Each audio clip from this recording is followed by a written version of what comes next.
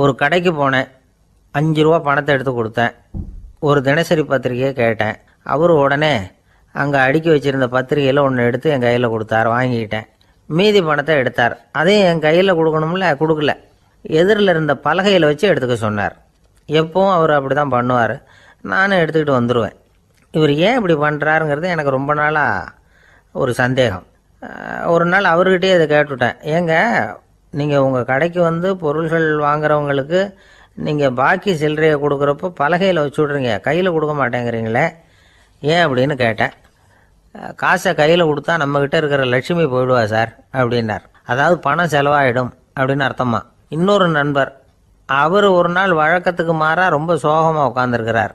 ஏங்க என்னாச்சு, ஏன் இப்படி கப்பலே கவிழ்ந்தது மாதிரி உட்காந்துருக்குறீங்க அப்படின்னு கேட்டேன். கப்பலே கவிழ்ந்திருந்தா கூட நான் இப்படி கவலைப்பட மாட்டேன் சார், வேற ஒன்று நடந்து போச்சுன்னார். என்னன்னு கேட்டேன்.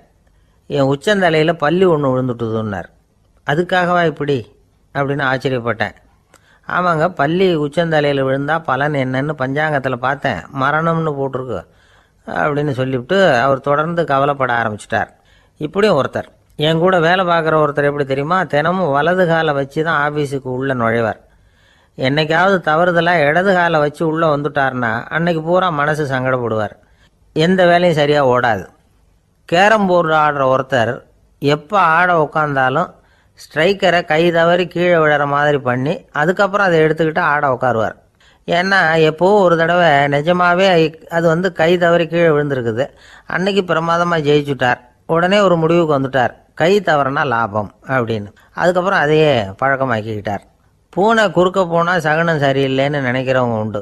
ஆனால் ஒருத்தர் எப்படி தெரியுமா, அவர் வெளியில் கிளம்புற சமயம் பக்கத்து வீட்டு ரேடியோவில் மியாவ் மியாவ் பூனை குட்டின்னு பாட்டு சத்தம் கேட்டால் கூட போதும், சகனம் சரியில்லைன்னு பிரயாணத்தை கேன்சல் பண்ணிவிடுவார். இப்போ இவ்வளவும் எதுக்கு சொல்கிறோம்னா, அளவுக்கு மீறின சகுன நம்பிக்கைகள் இருக்குது பாருங்கள், இதோட பயமும் சேர்ந்துக்கிட்டதுன்னு வச்சுக்கோங்க, இது ஒருத்தருடைய மனநிலையை பாதிச்சிடும்.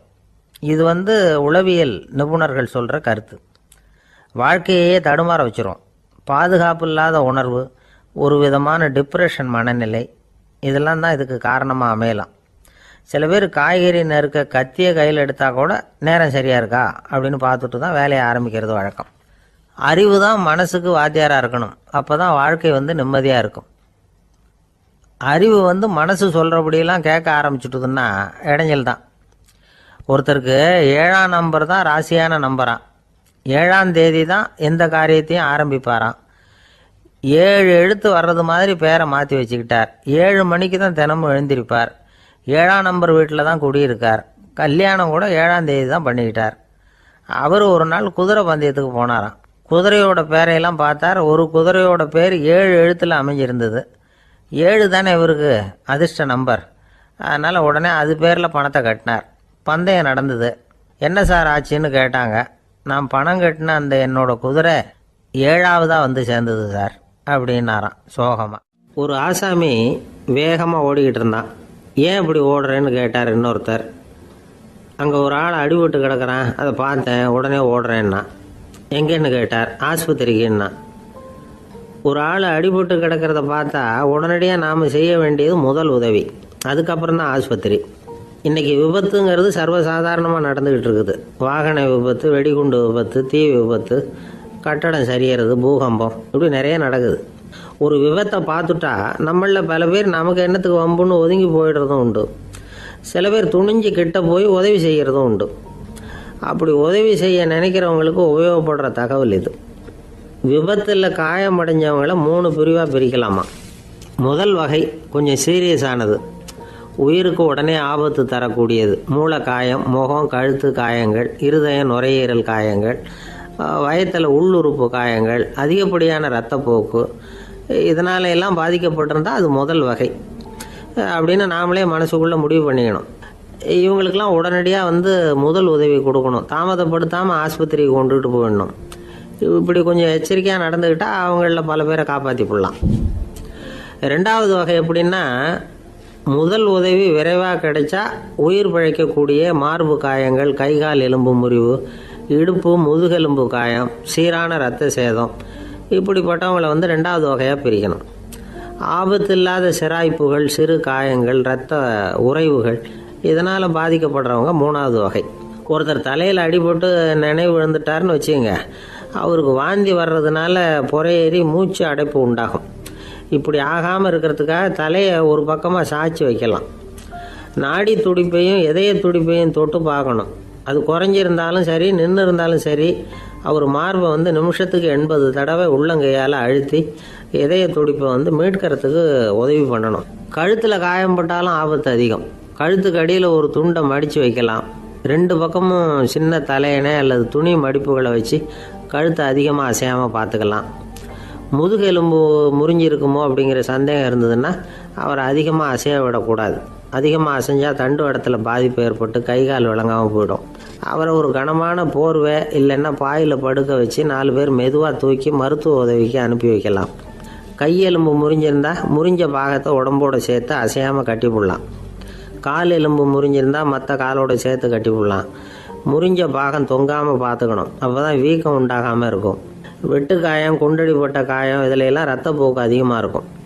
ரத்தம் வெளியேற ஆபத்து அதிகம். சுத்தமான துணியை பல மடிப்புகளை மடித்து காயத்தின் மேலே வச்சு அழுத்தமாக ஒரு 10 நிமிஷம் பிடிச்சிக்கணும். ரத்தம் நின்ன உடனே காயத்துக்கு கட்டு போடலாம். சில சமயம் காயம்பட்ட பாகத்தை உயரமாக தூக்கி பிடிச்சிக்கிட்டா தான் ரத்த கசிவு நிற்கும். இந்த விவரங்களையெல்லாம் கொஞ்சம் மனசில் வாங்கி வச்சுக்கிட்டோம்னா சமயத்தில் உதவும். ஏன்னா இந்த காலத்தில் விபத்து எந்த ரூபத்தில் எப்போ வரும்னு யூகிக்கவே முடியல. நண்பர் ஒருத்தர் சொன்னார், நேற்றுக்கு பாருங்கள் சார், என் கண்ணு முன்னாடியே ஒரு சின்ன விபத்து நடந்ததுன்னார். என்னன்னு விசாரித்தோம். ஒரு பஸ்ஸில் வந்துக்கிட்டு இருந்தேன். அந்த பஸ்ஸில் பின்பக்கம் படி ஓரமாக நின்றுக்கிட்டு இருந்த ஒருத்தர் ரோட்டில் விழுந்துட்டார். டிரைவர் அதை கவனிக்கலை, நிறுத்தாமல் அவர் பாட்டுக்கு போகிறாருனார். கண்டக்டர் உடனே விசில் கொடுத்து பஸ்ஸை நிறுத்த வேண்டியது தானே அப்படின்னோம். அதுதான் சார் முடியாமல் போச்சுன்னார் அவர். ஏன்னு கேட்டாங்க. தவறி கீழே விழுந்ததே அந்த கண்டக்டர் தான் சார் அப்படிங்கிறார். இந்த உலகத்தில் உண்மையாகவே வேதாந்தம் பேசுகிறவங்களும் உண்டு. உள்ளுக்குள்ளே வேற மாதிரி இருந்துக்கிட்டு வெளியில் வேதாந்தம் பேசுகிறவங்களும் உண்டு. ஒரு ஆள் இருந்தார். அவரும் ஒரு கடை வச்சு வியாபாரம் பண்ணிக்கிட்டு இருந்தார். மகா கஞ்சன், யாருக்கும் எந்த உதவியும் செய்ய மாட்டார். எச்சில் கையென்ன ஈர கையை கூட உதற மாட்டார். அப்படிப்பட்ட மனுஷன். அந்த ஊருக்கு ஒரு முனிவர் வந்துக்கிட்டு இருந்தார். வருஷத்துக்கு ஒரு தடவை வருவார். 1 நாள் 2 நாள் இருப்பார், அப்புறம் போயிடுவார். அந்த முனிவர் வர்றப்போலாம் இந்த ஆள் எழுந்திரிச்சு ஓடி போய் அவரை வரவேற்பான். ரொம்ப பெரிய வேதாந்தி மாதிரி அவர்கிட்ட பேசிக்கிட்டு இருப்பான். காயமே இது பொய், வெறும் காற்றடைத்த பையும்மா, தர்மம் தலைகாக்கும்மா. பணம் என்ன சார் பணம், இன்னைக்கு ஒருத்தன் கையில் இருக்கும், நாளைக்கு ஒருத்தன் கையில் இருக்கும், எல்லாம் மாயம். எனக்கு தான் இன்னமும் இந்த சம்சார பந்தத்திலிருந்து விடுபடுறதுக்கு நேரம் வரலேம்மா. அந்த முனிவரும் இந்த ஆள் இப்படி சொல்கிறத கேட்ட உடனே, ஏப்பா அப்படி சொல்கிற, இப்போ கூட நீ சரின்னு சொல்லு, உனக்கு தீட்சை கொடுத்து இதிலேருந்து விடுபடுற ஞானத்தை போதிக்கிறேன் பார். உடனே அந்த ஆள் என்ன சொல்லுவான் தெரியுமா? ஐயோ சாமி, இப்போ அது எப்படிங்க முடியும்? பிள்ளைங்கள்லாம் சின்ன சிறுசுங்க, அதுகளுக்கெல்லாம் ஒரு கல்யாணம் காட்சின்னு செஞ்சு கடமையை முடிச்சுட்டா நீங்கள் சொல்கிறபடி செஞ்சு விடலாம்மா. சரி, இன்னும் முனிவர் போயிடுவார். அடுத்த வருஷம் வருவார். இவன் வழக்கம் போல் வேதாந்தம் பேசுவான். சரி, தீட்சை கொடுக்குறேன் வா அம்பார். பேரம்பேத்தியை பார்க்கணும், கோர்ட்டில் கேஸ் ஒன்று இருக்குது, அது முடியணும் அப்படின்னு தயங்க ஆரம்பிச்சிருவான். எல்லாம் சொல்லுவான், ஆனால் குடிக்கிறதுக்கு தண்ணி கூட கொடுக்க மாட்டான். ரொம்ப வருஷம் கழித்து மறுபடியும் ஒரு நாள் அந்த ஊருக்கு முனிவர் வந்தார். இவன் கடைக்கும் வந்தார். அப்புறம் அங்கே கல்லாவில் நம்ம ஆள் இல்லை, அவன் புள்ள தான் உட்காந்துருக்கிறான். அப்பாவை போலவே புள்ளையும் எழுந்திரிச்சு ஓடியாந்து முனிவரை வரவேற்றான். அப்பா எங்கன்னு விசாரிச்சார் முனிவர். ஐயோ, அதை ஏன் கேட்குறீங்க சாமி, உங்ககிட்ட தீட்சை வாங்கி இந்த சம்சார பந்தத்திலேருந்து விடுதலை பெறணும்னு சொல்லிக்கிட்டே இருப்பார். அது நிறைவேறாமலே போய் சேர்ந்துட்டார். போன மாதம் ஒரு நாள் திடீர்னு நெஞ்சு வலிக்குதுன்னார், அவ்வளவுதான் போட்டுன்னு போயிட்டார் அப்படின்னு புலம்புனான் பையன். இதை கேட்டதும் முனிவர் சிரிச்சாரான். அவன் எங்கடா போவான், உன் அப்பா எங்கேயும் போகல, இதோ வாழை ஆட்டிக்கிட்டு உன் காலடியிலே இருந்துக்கிட்டு இருக்கான் பார் அப்படின்னு சொல்லி அங்கே நின்றுக்கிட்டு இருந்த ஒரு நாயை சுட்டி காட்டினாரான். என்ன சாமி சொல்கிறீங்க அப்படின்னு ஆச்சரியமாக கேட்டிருக்கான் பையன். உடனே முனிவர் அந்த நாயோட தலையில் ஒரு தட்டு தட்டி பேசுகிறா அப்படின்னாரான். உடனே அந்த நாய் வேதாந்தம் பேச ஆரம்பிச்சுட்டு தான். காயமே இது போய் வெறும் காற்றடைத்த பைய அப்படின்னு தான். முனிவர் சொன்னார், அடே இப்போவும் ஒன்றும் கெட்டு போகல, நீ விரும்புனா சொல்லு, உனக்கு தீட்சை கொடுத்து என் பின்னாடியே அழைச்சிட்டு போயிடுறேன், அங்கே அழைச்சிட்டு போய் உனக்கு ஞானத்தை போதிக்கிறேன், வர்றியா அப்படின்னு கேட்டிருக்கார். உடனே அந்த நாய் சொல்லிச்சான், ஐயோ அதை ஏன் கேட்குறீங்க சாமி, நான் உண்ணாமல் தின்னாமல் ஏராளமான சொத்து சேர்த்து வச்சுட்டேன். என் பிள்ளைங்க அதோட பெருமை தெரியாமல் ராத்திரி நேரம்லாம் கதவை திறந்து போட்டுட்டு தூங்கிடுவாங்க. அதனால் இப்படி நாயாக பிறந்து ராத்திரி பகலாக சுற்றி சுற்றி வந்து காவல் காத்துக்கிட்டு கிடக்கிறேன். இப்போ எப்படி சாமி வர முடியும் அப்படின்னு கேட்டுதான். அறியாமையிலேயே சுகம் கண்டு இப்படி இருக்கிற ஆளுங்களுக்கு எப்படி விடுதலை கிடைக்கும், எப்போ விடுதலை கிடைக்கும் அப்படின்னு கேட்குறார் தசாவதானி திருக்குறள் பேர் ராமையா. அவர் கேட்குறது நியாயம் தானே. இந்த காலத்து பையன் ஒருத்தன் அப்பா கிட்ட சொன்னான், அப்பா இன்றைக்கி நான் ₹1 மிச்சப்படுத்தி விட்டேன் அப்படின்னு. நானும் அப்படியா என்னடா பண்ணேன்னு கேட்டிருக்கார் அப்பா. டவுன் பஸ்ஸில் ஏறாமல் அது பின்னாடியே ஓடியாந்தேன், ₹1 மிச்சம் தானே அப்படின்றான். அட பாவி, ஒரு ஆட்டோ பின்னாடி ஓடியாந்துருந்தா ₹10 மிச்சமாயிருக்குமே, வேஸ்ட் பண்ணிட்டியே அப்படின்னாராம் அந்த அப்பா. ஒரு ஊரில் ஒரு சித்தர் இருந்தார், சூஃபி சித்தர். அவர் ஞானம் பெற்ற ஒரு சித்தர். ஒரு நாள் அந்த நாட்டு மன்னன் அவரை பார்க்கறதுக்காக வந்தான். என்ன வேணும் உனக்குன்னு கேட்டார். நான் கடவுளை பார்க்கணும், அதுக்கு நீங்கள் தான் உதவி பண்ணணும் அப்படின்னா அவன். சித்தர் கொஞ்சம் யோசனை பண்ணார். சரி போயிட்டு நாளைக்கு வாடினார். அதே மாதிரி மன்னன் போயிட்டு அடுத்த நாள் வந்தான். இங்கே நீ என்னோட 1 வாரம் தங்கியிருக்க வேண்டியிருக்கும்னார். சரின்னா ஒரு பிச்சை பாத்திரத்தை தூக்கி கையில் கொடுத்தார். அவனுக்கு ஒன்றும் புரியல, இருந்தாலும் வாங்கிட்டான். வாங்கிட்டு இதை என்ன செய்யணும் அப்படின்னு கேட்டான். இதை ஒன்றும் செய்ய வேணாம், இதை எடுத்துக்கிட்டு பக்கத்தில் உள்ள கிராமங்களுக்கு போ, வீடு வீடாக பிச்சை எடுத்துக்கிட்டு வா. அப்படி வந்த பிறகு தான் உனக்கு சாப்பாடும் ஓய்வும் கிடைக்கும். 1 வாரம் இப்படி செய், அதுக்கப்புறம் 8வது நாள் நாம் கடவுளை பற்றி யோசிக்கலாம் அப்படின்னார். இப்படி ஒரு சொன்னதை கேட்டதும் அந்த அரசனுக்கு அதிர்ச்சி ஆயிட்டுது. ஒரு மாதிரி ஆயிட்டான். தன்னுடைய சொந்த நாட்டில் சொந்த குடிமக்கள்கிட்ட போய் பிச்சை எடுக்கிறதா அப்படின்னு யோசனை பண்ணி பார்த்தான். அதுக்கப்புறம் மெதுவாக அவன் அந்த சித்தரை பார்த்தான். ஐயா, சொந்த நாட்டிலேயே பிச்சை எடுக்கிறதுன்னா எனக்கு ஒரு மாதிரியாக இருக்குது, வெக்கமாக இருக்குது. நான் வேணும்னா வெளி தேசத்தில் எங்கேயாவது போய் பிச்சை எடுக்கவா அப்படின்னு கேட்டான். இதுக்கு அந்த சித்தர் ஒரு சம்மதிக்கலை. இதை பாரு, உன்னால் பிச்சை எடுக்க முடியலன்னா பேசாமல் திரும்பி அரண்மனைக்கே போயிடு, அதுக்கப்புறம் கடவுளை பற்றிலாம் பேசுறதுக்கு என்னை தேடிட்டு வரக்கூடாது அப்படின்னு விட்டார். மன்னன் தயங்கினான். இருந்தாலும் மனசை சரி பண்ணிட்டு சம்மதிச்சான். சரிங்க, 1 வாரம் இங்கே தங்குறேன், நீங்கள் சொல்கிறது மாதிரி பக்கத்து கிராமங்களுக்கு போகிறேன், வீடு வீடாக பிச்சை எடுக்கிறேன், வர்றேன் அப்படின்னா. 1 வாரம் தெரு தெருவாக பிச்சை பாத்திரத்தோடு அலைஞ்சான். சொந்த ஊரில் சொந்த குடிமக்கள்கிட்ட பிச்சை எடுத்தான். 7 நாள் முடிஞ்சுது. 8வது நாள் அந்த சித்தர் மன்னனை கூப்பிட்டார். இப்படி வாழ்னார். வந்தான். இனிமே நீ கடவுளை பற்றி என்கிட்ட கேட்கலாம்னார். இனிமே கேட்கறதுக்கு ஒன்றுமே இல்லை சுவாமின்னா இவன். 1 வார காலம் பிச்சை எடுத்த பிறகு தான் கடவுளை காண முடியும் அப்படின்னு நான் கனவு கூட காணவில்லைன்னா. அப்படின்னா நீ பிச்சை எடுத்த காலத்தில் அப்படி என்னதான் நடந்தது அப்படின்னு கேட்டார் அவர். சுவாமி, 1 வார காலம் பிச்சை எடுத்ததில் என்னுடைய ஆணவம் அழிஞ்சுட்டுது. அது இப்போ இருக்கிற இடமே தெரியல. இப்போ அதை காணவே காணோம். பிச்சைக்காரனாக இருந்தப்போ பெற்றதை மன்னனாக இருக்கும்போது பெற முடியாதுங்கிறத புரிஞ்சுக்கிட்டேன் அப்படின்னா மன்னன். அடக்கம் பிறந்தவுடன் தெய்வீக கதவுகள் திறந்து கொள்ளுகின்றன அப்படிங்கிறார் ஓஷோ. நம்மால் ஒருத்தன் ஆணவம் அழியணுங்கிறதுக்காக ஒரு திருவோட்டை எடுத்துக்கிட்டு தெரு தெருவாக பிச்சை எடுக்க ஆரம்பித்தான். என்ன தெய்வீக கதவுகள் திறந்துதா அப்படின்னு கேட்டார் ஒருத்தர். தெய்வீக கதவு திறக்கிறதுக்கு முன்னாடியே எங்கள் வீட்டு கதவு சாத்திக்கிட்டுதுன்னா. என்னடா சொல்கிறேன்னார். இனிமேல் வீட்டுக்குள்ளேயே வர வேணாம், இதையே தொழிலாக வச்சுக்கோ அப்படின்னு எங்கள் வீட்டில் சொல்லிவிட்டாங்க சார் அப்படின்னா. ஒருத்தர் ரொம்ப கவலையோடு உட்காந்துருந்தார். எதை பற்றி சார் கவலைப்படுறீங்கன்னு கேட்டோம். எதிர்காலத்தை பற்றி கவலைப்படுறேன்னார். ஏன்னு கேட்டோம். என்ன பண்ணுறதுன்னே தெரியல சார், எதிர்காலம் ஒரே இருட்டாக இருக்குது, பாதையே புரியலன்னார். இன்னைக்கு நம்ம இளைஞர்கள் பல பேருக்கு எதிர்காலம் இருட்டாக தான் தெரியுது. அவங்கெல்லாம் இந்த கதையை கொஞ்சம் கேட்கணும். ஒரு மலை அடிவாரத்தில் ஒரு சின்ன கிராமம். அந்த மலை ரொம்ப உயரமானது. அடர்த்தியாக செடி கொடிகள் மரங்கள் அதில் மண்டி கிடக்குது. பகல் வேளையில் இருட்டாக தான் இருக்கும், அவ்வளோ அடர்த்தி. அந்த மலை உச்சியில் ஒரு கோவில். நாள் ராத்திரியே புறப்பட்டாதான் காலையில் அந்த கோவிலுக்கு போய் சேர முடியும். கிராமத்து இளைஞன் ஒருத்தன் அந்த மலை உச்சிக்கு போக வேண்டியிருந்தது. கையில் ஒரு விளக்கை எடுத்துக்கிட்டு நாள் ராத்திரியே புறப்பட்டான். புறப்பட்டு போனவன் கிராமத்து எல்லையிலேயே நின்றுட்டான். ஏன் தெரியுமா? அவன் கையில் இருந்த விளக்கோட வெளிச்சம் 10 அடி தூரத்துக்கு தான் தெரியுது. அது வரைக்கும் தான் பாதை தெளிவாக இருக்குது. அதுக்கு அப்பால எல்லாம் ஒரே இருட்டாக இருக்குது, பாதை புரியல. இவன் யோசனை பண்ணி பார்த்தான். மனசுக்குள்ள ஒரு சந்தேகம், 10 அடி தூரம் தானே வெளிச்சம் தெரியுது அப்படின்னா நாம் 10 அடி தூரம் தானே போக முடியும், அதுக்கும் அந்தாண்ட ஒரே இருட்டாக இருக்குதே, அதில் எப்படி நாம் நடந்து போகிறது, நாம் ரொம்ப தூரம் நடந்து போய் ஆகணுமே, அப்படிப்பட்ட நினப்பெல்லாம் அவனுக்கு வந்துவிட்டது. இதுதான் அவன் மனசில் ஏற்பட்ட தயக்கம். இப்படி யோசிச்சுக்கிட்டே அந்த இளம் ஆசாமி புறப்பட்ட இடத்துலயே நின்றுக்கிட்டு இருக்கிறான். அந்த சமயத்தில் ஒரு வயசான பெரியவர் அந்த பக்கமாக வந்தார். அவர் கையில் இதை விட சின்னதாக ஒரு விளக்கு வச்சிருந்தார்.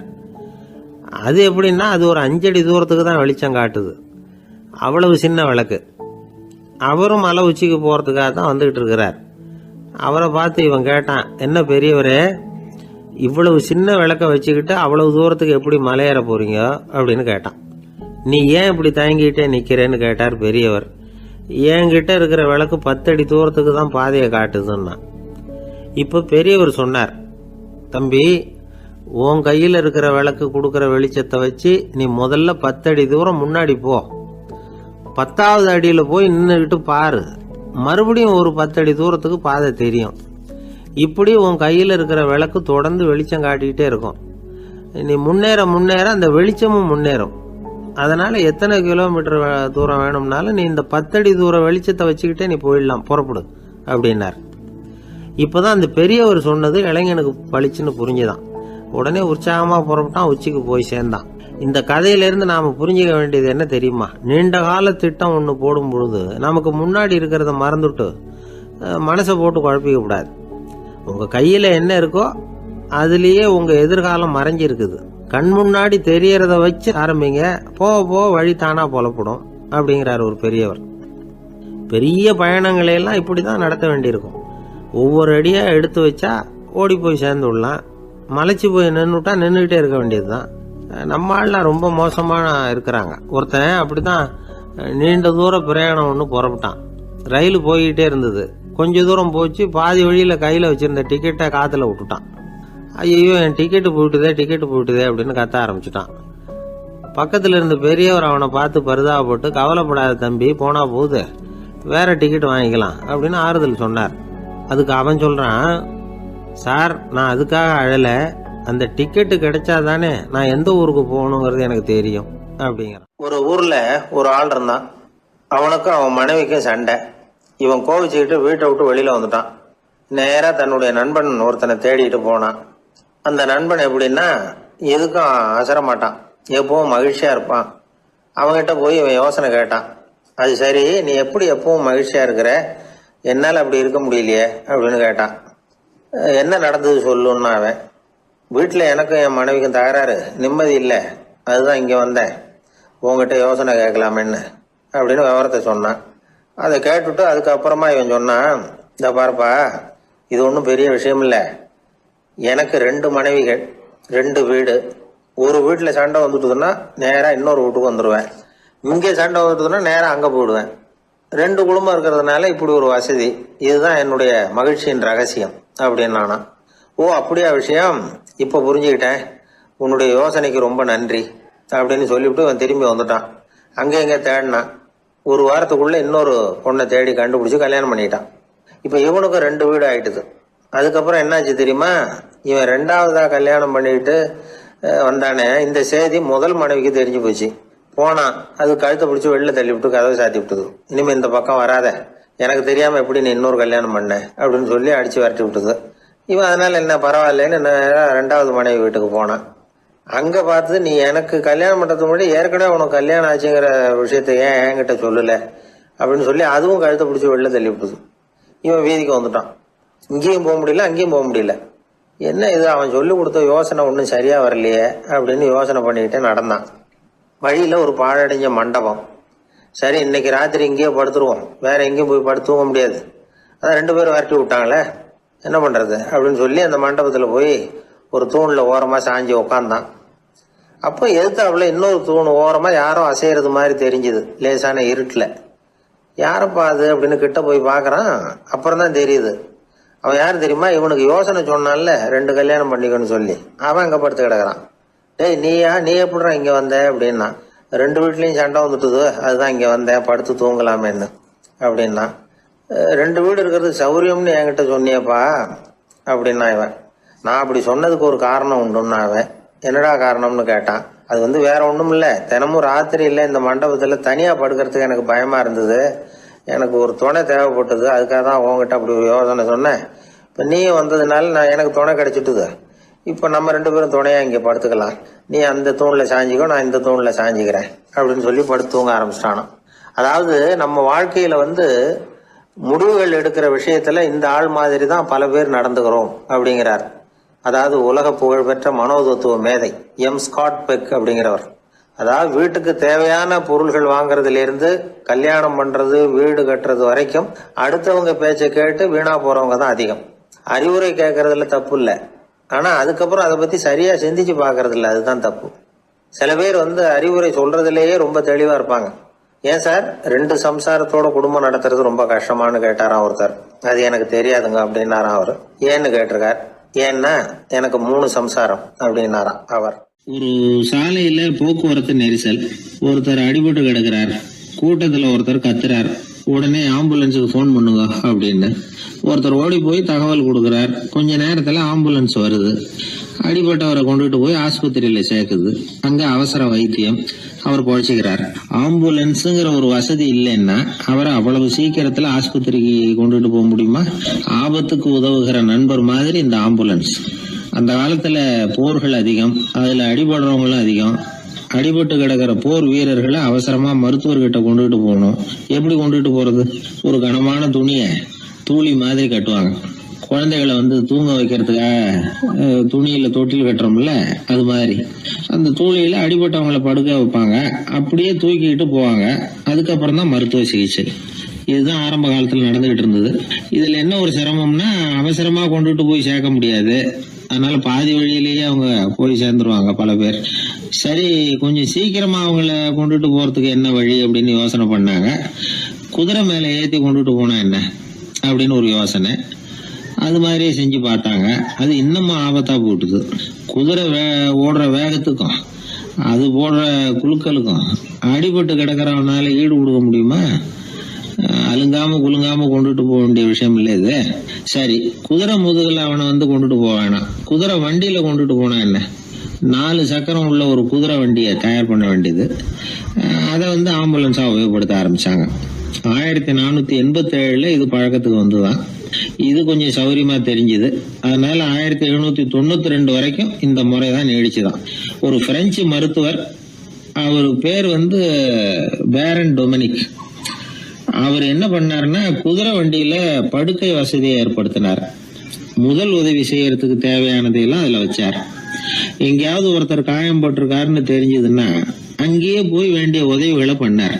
தன்னார்வ தொண்டர்களையும் இந்த பணியில அவர் ஈடுபடுத்தினாராம். 1864 ஜெனீவா ஒப்பந்தம் ஏற்பட்டது இல்லையா, அப்பதான் ஆம்புலன்ஸ் சர்வீஸுக்கு மோட்டார் வாகனங்களையும் பயன்படுத்தலாம் அப்படின்னு முடிவு பண்ணிருக்கிறாங்க. அந்த சமயத்துல இன்னொரு விதமான ஆம்புலன்ஸ் சேவையும் நடந்துதான். அதாவது ராட்சத பலூன்கள் இருக்குல்ல, அதையெல்லாம் ஆம்புலன்ஸா பயன்படுத்தி இருக்கிறாங்க. முதல் தடவையா அமெரிக்காவில் 1930 தான் ஒரு முழுமையான ஆம்புலன்ஸ் வாகனம் நடமாட ஆரம்பிச்சுதான். அதாவது அதுல ஆக்சிஜன் சிலிண்டர் இருக்கும், ட்ரிப்ஸ் மாதிரி அவசர தேவை உபகரணங்கள் இருக்கும், ஒரு மருத்துவர் இருப்பார், ஒரு நர்ஸ் இருப்பாங்க.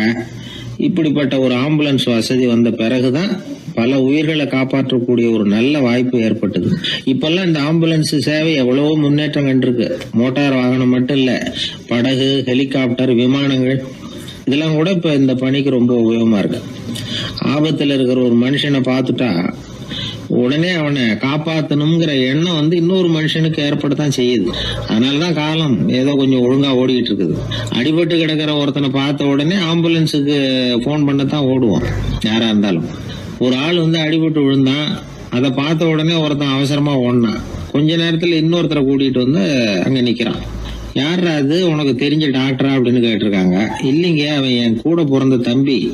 ஆக்சிடென்ட்னா எப்படி இருக்கும்னு ரொம்ப நாளா கேட்டுக்கிட்டு இருந்தான், நேர்ல பாக்கணும்னு ஆசைப்பட்டான், அதுக்கு தான் அவசரமா ஓடி போய் அவனை கூட்டிட்டு வந்தேன் அப்படின்னு நானும்.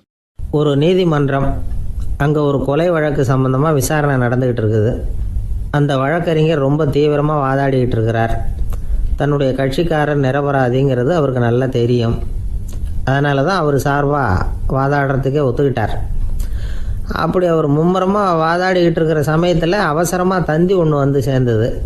அதை வாங்கி படித்து பார்த்தார். அதுக்கப்புறம் அதை மடித்து தன்னுடைய கோட்டு பையில் வச்சுக்கிட்டு தொடர்ந்து வாதாட ஆரம்பிச்சிட்டார். பேசி முடித்தார். அதுக்கப்புறம் அங்கே கோர்ட்டில் இருந்த சக வக்கீல்கள் அவர்கிட்ட வந்தாங்க. தந்தி ஒன்று வந்ததே, என்ன விஷயம் அப்படின்னு விசாரிச்சாங்களாம். அப்போ அவர் சொல்லியிருக்கிறார், ஊரில் சிகிச்சைக்காக போயிருந்த என்னுடைய மனைவி இறந்து போனதாக தந்தி வந்திருக்குது அப்படின்னாராம். மற்ற வக்கீல்களுக்கு அதிர்ச்சி. என்னங்க இது, மனைவி இறந்ததை விட கேஸு முக்கியமாக உங்களுக்கு அப்படின்னு கேட்டிருக்கிறாங்க. இறந்து போன என் மனைவி மறுபடியும் திரும்பி வர போகிறதில்ல. ஆனால் என்னுடைய கட்சிக்காரர் ஒரு கொலை வழக்கில் மாட்டிக்கிட்டார். அவரும் நிரபராதி. அவர் உசுரை நான் காப்பாற்ற வேணாமா? இதுதான் என்னுடைய கடமை அப்படின்னாராம். இப்படி இவர் சொன்னதும் எல்லாரும் அப்படியே திகைச்சு போய் நின்றுட்டாங்களாம். சரி, கடமைக்கு முக்கியத்துவம் கொடுத்த அந்த வழக்கறிஞர் யார் தெரியுமா? அவர் தான் இரும்பு மனிதர் சர்தார் வல்லபாய் பட்டேல். குஜராத் மாநிலத்தில் 1875 அக்டோபர் 31 அன்றைக்கு ஜாவேரி பாய் அப்படிங்கிறவருக்கு 4வது பிள்ளையாக அவர் பிறந்தாராம். இந்த ஜாவேரி பாய் யார் தெரியுமா? ஜான்சி ராணி லட்சுமி பாய் போர் படையில் ஒரு வீரராக பணிபுரிஞ்சவர். இளம் வயசில் வல்லபாய் பட்டேல் ரொம்ப சிரமப்பட்டு படிச்சிருக்கார். விடாமுயற்சி வெற்றியை கொடுத்தது. கல்லூரியிலையும் காலடி வச்சார். அதுக்கப்புறம் வக்கீல் பட்டத்தையும் வாங்கினார். பிரிட்டிஷ் ஆட்சி நடந்துக்கிட்டு இருந்த சமயம் குஜராத்தை சேர்ந்த பர்டோலி தாலுக்காவில் விவசாயிகள் மேலே அரசாங்கம் திடீர்னு நில வரியை வசதி விட்டு தான். ஏழை விவசாயிகள் ரொம்ப கஷ்டப்பட்டுருக்காங்க. அரசாங்கம் வரி செலுத்தாத விவசாயிகளின் நிலங்களையெல்லாம் ஜப்தி செஞ்சுதான். அரசாங்கத்தை எதிர்க்கிறவங்களையெல்லாம் கைது பண்ணி சிறையில் அடைச்சுட்டாங்களாம். சில பேர் வீடு வாசல் ஆடு மாட்டையெல்லாம் விற்று கூட வரி கட்ட வேண்டிய நிலைமைக்கு ஆளாயிட்டாங்க. வழக்கறிஞர் வல்லபாய் பட்டேல் நில வரியை உடனே ரத்து பண்ணணும் அப்படின்னு பம்பாய் கவர்னருக்கு ஒரு கடிதம் எழுதினார். எந்த பலனும் இல்லை. உடனே எல்லா விவசாயிகளையும் அணி திரட்டினார். அதுக்கு தானே தலைமை தாங்கினார். சத்தியாகிரகம் நடத்தினார். அந்த பகுதியில் எந்த வேலையும் நடக்கலை. வேறு வழி இல்லை. ஆட்சியாளர்கள் உடனே வரியை ரத்து பண்ணாங்க. சிறையில் இருந்தவங்களெல்லாம் வெளில விட்டாங்க.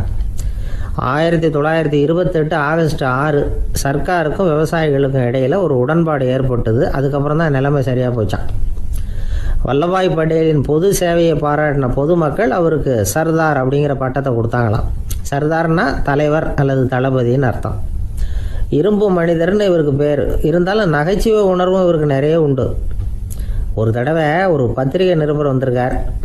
சர்தார் பட்டேல்கிட்ட அவருக்கு பிடிச்ச பண்பாடு கலாச்சாரம் எது அப்படின்னு கேட்கணும்னு ஆசை. அதனால் அவரை பார்த்து கேட்டாராம், ஏங்க உங்களுக்கு பிடிச்ச கல்ச்சர் எது அப்படின்னு கேட்டிருக்கார். இதுக்கு சர்தார் பட்டேல் சொன்ன பதில் என்ன தெரியுமா? எனக்கு பிடிச்ச கல்ச்சர் அக்ரிகல்ச்சர் அப்படின்னாராம். ஒரே ஒரு ஊர். அந்த ஊருக்கு பேர் கொடையாளிப்பட்டி. அந்த பேருக்கு தகுந்த மாதிரி தான் அந்த ஊர் மக்களும். யார் என்ன கேட்டாலும் இல்லைன்னு சொல்லாமல் கொடுப்பாங்க. கொடையாளிகள் நிறைந்த ஊர். இனாமா மட்டும் இல்லை, கடனாகவும் பணம் கொடுப்பாங்க. யாருக்காவது அவசரமாக பணம் தேவைப்பட்டதுன்னு வச்சுக்கோங்க, அந்த ஊருக்கு போய் வாங்கிக்கலாம். பத்திரம் தேவையில்லை, சாட்சி தேவையில்லை, ஜாமீன் தேவையில்லை, எந்த உத்தரவாதமும் கேட்காம பணம் கொடுத்துருவாங்க. நம்மளால் ஒருத்தனுக்கு பணம் தேவைப்பட்டது. சொந்த பந்தமெல்லாம் கேட்டு பார்த்தா யாரும் கொடுக்குற வழியாக தெரியல. எல்லாரும் அவங்கவுங்க சௌரியத்தை பார்க்குறவங்க, அடுத்தவங்க சௌரியத்தை பற்றி கவலைப்படாதவங்க. இவன் எல்லாரையும் கேட்டு பார்த்துட்டு சோர்ந்து போய் உக்காந்துட்டான். அந்த நேரம் தான் கொடையாளிப்பட்டியை பற்றி கேள்விப்பட்டான். அப்படி ஒரு ஊர் இருக்கிறது தெரிஞ்சதும் அந்த ஊருக்கு வழி கேட்டுக்கிட்டு ஒரு நாள் புறப்பட்டு போனான். வயல்காட்டு வழியாக போக வேண்டியிருந்தது. மெதுவாக நடந்து ஊர் எல்லைக்கு வந்துட்டான். 2 பக்கமும் விவசாய வேலைகள் மும்முரமாக நடந்துக்கிட்டு இருக்குது. ஏர் உழுதுகிட்டு இருக்கிறாங்க. அப்போ அங்கே ஒரு ஆளை பாம்பு கடிச்சுட்டுது. பக்கத்தில் வேலை செஞ்சுக்கிட்டு இருந்தவங்க ஓடி வந்தாங்க. அவசரமாக செய்ய வேண்டிய முதல் உதவியெல்லாம் செஞ்சு பார்த்தாங்க. பலன் இல்லை. அந்த ஆள் செத்து போட்டான். அவன் செத்து விட்டான்னு தெரிஞ்சதும் அவனை தூக்கி வரப்பு மேலே போட்டுட்டு எல்லாரும் அவங்கவுங்க வேலையை கவனிக்க ஆரம்பிச்சிட்டாங்க. அங்கே ஒரு ஆள் இவனை பார்த்து சொன்னான், ஐயா, நீங்கள் போகிற வழியில் இவன் சொந்தக்காரன் இவனுக்கு சோறு கொண்டுகிட்டு வருவான். இவன் இங்கே செத்துட்டான்னு அவங்ககிட்ட சொல்லிவிடுங்க அப்படின்னா. இவனுக்கு ரொம்ப ஆச்சரியம். என்னடா இது, பாம்பு கடிச்சுட்டுதுன்னதும் பதறி அடிச்சுக்கிட்டு ஓடி வந்தாங்க, செத்துட்டான்னதும் பேசாமல் தூக்கி போட்டுட்டு போயிட்டாங்க அப்படின்னு நினச்சிக்கிட்டே நடந்து போகிறான். எதிரில் சோறு கொண்டுக்கிட்டு ஒரு ஆள் வந்தான். இவன் விவரத்தை சொன்னான். அங்கே அவங்க சொந்தக்காரன் பாம்பு கடிச்சு செத்து போட்டான் அப்படின்னா. அவன் கொஞ்ச நேரம் அமைதியாக நின்னான். அதுக்கப்புறமா அங்கேயே வரப்பில் உட்காந்து கொண்டுகிட்டு வந்த சோத்தை தானே சாப்பிட்டு முடித்தான். பேசாமல் எழுந்திரிச்சு திரும்பி போயிட்டான். கொஞ்சம் கூட பதறல, அழலை. இப்படியும் ஒரு ஊரா அப்படின்னு நினச்சி ஆச்சரியப்பட்டுக்கிட்டே இவன் ஊருக்குள்ளே போனான். ஒரு பெரிய மனுஷனை பார்த்து பணம் கேட்டான். அவரும் இவனோட பேரையும் ஊரையும் மட்டும் விசாரிச்சுக்கிட்டு தேவையான பணத்தை கொடுத்துட்டார். பணத்தை வாங்கிட்ட பிறகு தன்னுடைய மனசை அரிச்சுக்கிட்டு இருந்த அந்த விஷயத்தை பற்றி கேட்டான். ஐயா, வழியில் ஒருத்தன் செத்துட்டான், அவனை அப்படியே தூக்கி வரப்பில் போட்டுட்டு எல்லாரும் வயல்வெளி வேலைகளை பார்த்துக்கிட்டு இருக்கிறாங்களே அப்படின்னா. இதுக்கு அந்த பெரியவர் சொன்னார், ஆமாம் அப்படி தான் செய்வோம், வேலை முடிஞ்சு வீட்டுக்கு திரும்புகிறப்போ அவனை தூக்கிட்டு வந்து அடக்கம் பண்ணிடுவோம் அப்படின்னார். ரொம்ப ஆச்சரியமாக இருக்கே அப்படின்னா. ஏன் உங்கள் ஊரில் யாராவது செத்துட்டா என்ன பண்ணுவீங்க அப்படின்னு கேட்டார். என்ன இப்படி கேட்குறீங்க, எங்கள் ஊரில் எல்லாம் பணத்தை தூக்க விட மாட்டாங்க, ஒப்பாரி வைப்பாங்க, கட்டி புரண்டு அழுது புலம்பி தீர்த்துருவாங்க அப்படின்னா இவன். பெரியவர் பார்த்தார், அவங்ககிட்ட கொடுத்த பணத்தை லபக்குன்னு பறிச்சுக்கிட்டார், திருப்பி வாங்கிட்டார். இவன் பதறி போய் நிற்கிறான். அவர் சொன்னார், பணத்தையே விட மாட்டேன்னு கட்டுப்பிடிச்சி அழுதா நான் கொடுத்த பணத்தை மட்டும் எப்படி திருப்பி கொடுக்க போகிறேன், போயிட்டு வா அப்படின்னு விரட்டி விட்டாராம். இந்த கதையை நண்பர் ஒருத்தர் சொன்னார். கதை வேடிக்கையாக தெரிஞ்சால் கூட இதில் கருத்து உண்டு. பணம் பிணம் இது ரெண்டையுமே விடுறதுக்கு அவ்வளவு சுலபமாக மனம் வர்றதில்லை. இந்த ரெண்டு விஷயங்கள்லேயும் அறிவார்ந்த செயல்பாடு தேவை. ஒரு பேருந்து மரத்தில் மோதி விட்டுது, எல்லாரும் அடிபட்டு முனைகிட்டு கிடக்கிறாங்க. டிரைவர், கண்டக்டர் இவங்களுக்கும் அடி, அவங்களும் ஒரு பக்கம் கிடக்கிறாங்க. ஒரு மூலையில் கிடக்கிற ஒருத்தன் மெதுவாக முக்கி முனகி கண்டக்டர்னு சத்தம் போடுறான். கண்டக்டர் மெதுவாக நகர்ந்து அவங்ககிட்ட போய் என்னன்னு விசாரிக்கிறார். அவன் ரொம்ப சிரமப்பட்டு வாயை திறந்து ஒரு 15 காசு சில்லற பாக்கி அப்படின்னான். ஒரே ஒரு ஊரில் ஒரு ராஜா இருந்தார். அவர் பேரில் மக்களுக்கு ரொம்ப மரியாதை. அவ்வளவு நல்லா ஆட்சி புரிஞ்சுக்கிட்டு வந்தார். அவருக்கு வயசாயிட்டுது. அதனால் ஒரு நாள் அமைச்சரை கூப்பிட்டார். இதை பாருங்கள், எனக்கு வயசாயிட்டுது, அதனால் இந்த அரச பொறுப்பை எல்லாம் நீங்கள் ஏற்றுக்குங்க அப்படின்னார். அதுக்கப்புறம் ராணியை கூப்பிட்டார். வா, நாம் இனிமேல் இங்கே இருக்க வேணாம், காட்டுக்கு போய் தவம் பண்ணலாம் அப்படின்னு கூப்பிட்டார். இந்த செய்தி மக்களுக்கு அறிவிக்கப்பட்டது. மக்கள் உடனே கூட்டம் கூட்டமாக அரண்மனைக்கு வர ஆரம்பிச்சுட்டாங்க. மன்னரை போய் பார்க்குறாங்க. அரசே, தாங்கள் எங்களுக்கு தந்தை மாதிரி, நீங்கள் காட்டுக்கு போயிட்டால் நாங்கள்லாம் இங்கே எப்படி இருக்க முடியும்? எங்களுக்கெல்லாம் எந்த துன்பமும் இல்லாமல் பார்த்துக்கிட்டு வர்றீங்க. இது மாதிரியான ஒரு அரசாட்சி இல்லைன்னா மக்கள் வாழ்ந்து என்ன பயன் அப்படின்னாங்க. இருந்தாலும் என்ன பண்ணுறது, வயசாயிட்ட காரணத்தினால இந்த முடிவுக்கு வர வேண்டியிருக்குது அப்படின்னாரா ராஜா. அப்படின்னா நீங்கள் காட்டுக்கு போக வேணாம், நாங்கள் போகிறோம். நாங்கள் அங்கே போய் தவம் பண்ணுறோம், வழிபாடு பண்ணுறோம், கடவுள் வருவார், அவர்கிட்ட வரம் வாங்கிட்டு வந்துடுறோம் அப்படின்னாங்களாம். அப்படி சொல்லிவிட்டு உடனே எல்லாரும் காட்டுக்கு போனாங்க. நாட்டு மக்கள் எல்லாரும் ஒட்டு மொத்தமாக காட்டில் உட்காந்துக்கிட்டு தவம் பண்ணுறதை பார்த்தார் கடவுள். உடனே புறப்பட்டு வந்தார். எல்லாரும் இப்படி உட்காந்துருக்கிறீங்களே, என்ன வேணும் உங்களுக்கு அப்படின்னு கேட்டார். உடனே மக்கள் எல்லாரும் ஒரு குரலில் சொன்னாங்க, சுவாமி, எங்கள் மன்னன் ரொம்ப நாளைக்கு நல்லபடியாக இருக்கணும்.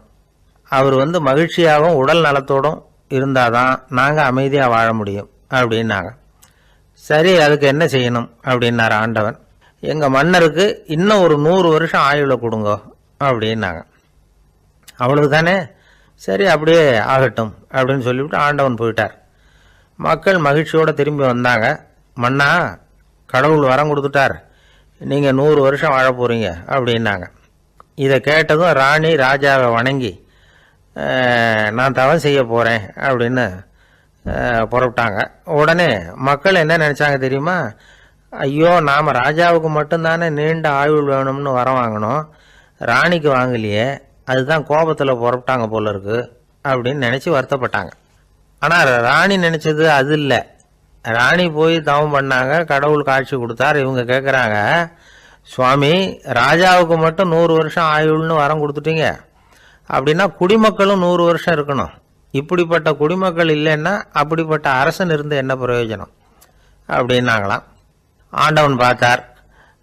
சரி, அவங்களும் 100 வருஷம் வாழ்வாங்க, அது மட்டும் இல்லை, நீயும் 100 ஆண்டு காலம் வாழ வரமளிக்கிறேன் அப்படின்னு சொல்லிவிட்டு மறைஞ்சிட்டார். இதில் ஆண்டவன் வர்றதும் மறையிறதும் முக்கியம் இல்லை. இதில் கவனிக்க வேண்டியது ஆள்கிறவனின் விசாலமானம், குடிமக்களின் விசாலமானம், ஆள்கிறவன் மனைவியினுடைய விசாலமானம். இப்படி ஒரு நாடு இருந்துட்டுதுன்னா எப்படி இருக்கும் வாழ்க்கை நினச்சி பாருங்கள். அதனால தான் பெரியவங்கள்லாம் சொல்கிறாங்க, இதய வாசல் திறந்தே இருக்கணும், இதயத்தின் கதவுகளை மூடாதீங்க அப்படின்னு சொல்லுவாங்க.